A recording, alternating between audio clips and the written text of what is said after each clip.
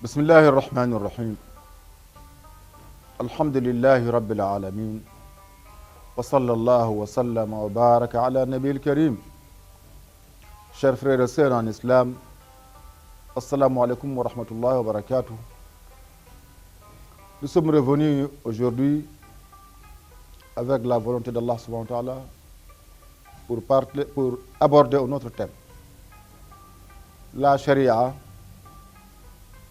signification et applicabilité.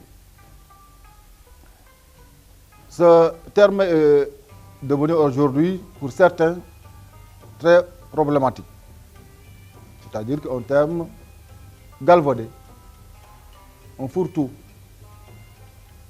Et même il y a un combat que les adversaires de l'islam sont en train de mener pour diaboliser le terme charia.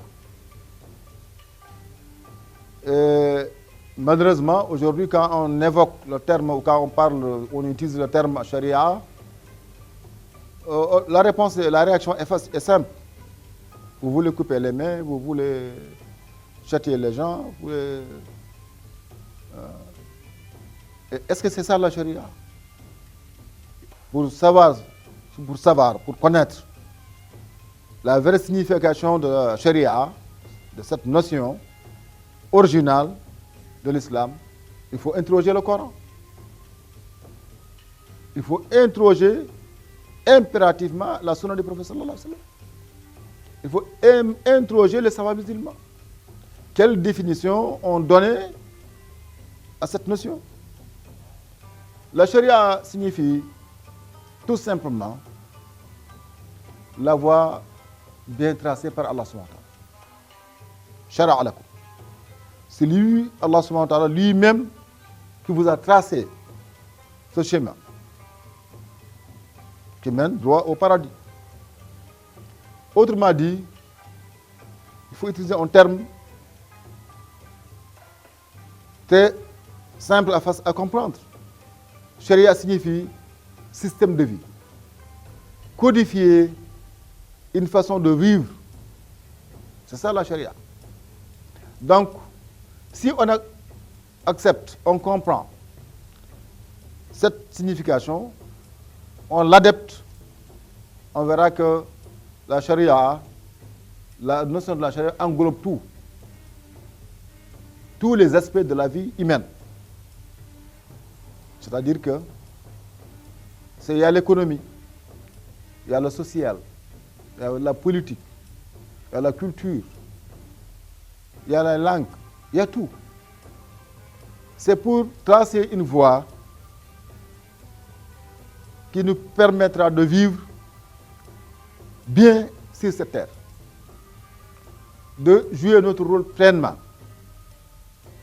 de porter le message d'Allah subhanahu wa ta'ala, d'être ce délégué envoyé par Allah subhanahu wa ta'ala pour gérer la vie ici-bas. C'est ça la charia. Donc, toute une autre définition qui n'est pas celle du Coran et celle de la sunna du prophète sallallahu alayhi wa sallam est erronée. Malheureusement, on a interverti les rôles.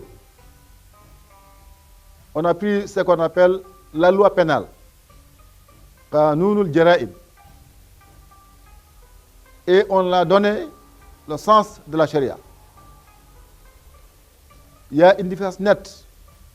La loi pénale existe évidemment dans le Coran. Comme dans nos systèmes modernes ou terrestres, il y a l'aspect pénal, il y a d'autres aspects économiques. Ici, dans le Coran aussi, dans la sunna du prophète sallallahu alayhi wa sallam, dans cet ensemble de codification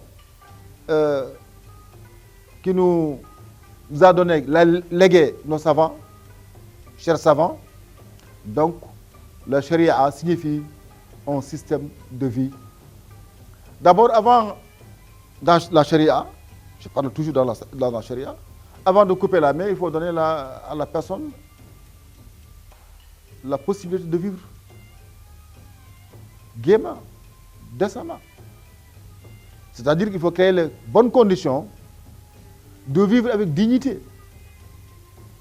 Il faut assurer aux gens, aux populations, les conditions de pouvoir manger à leur faim, de s'habiller correctement, de satisfaire à leurs besoins.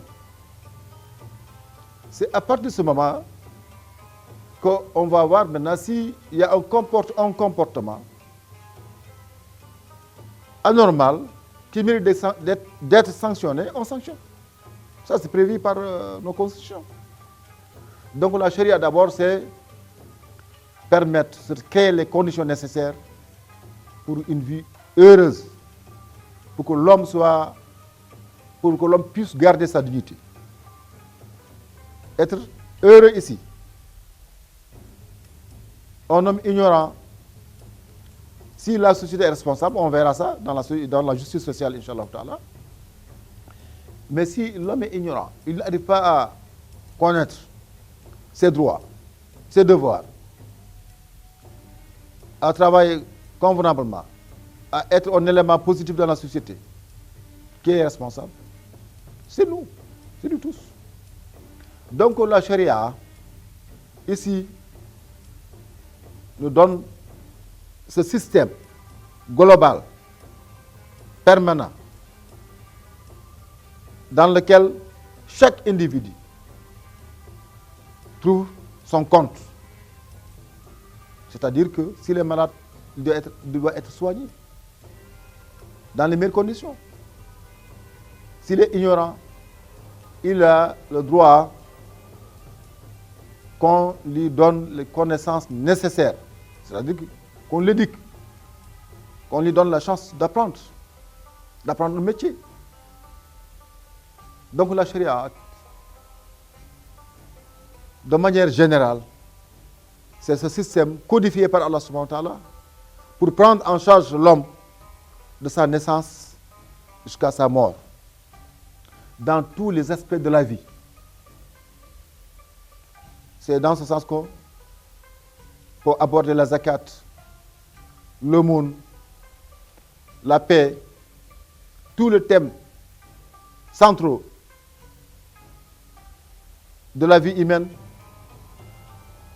ont été édifiés par cette charia que nous a légué Mohammed sallallahu alayhi wa sallam en quittant ce monde.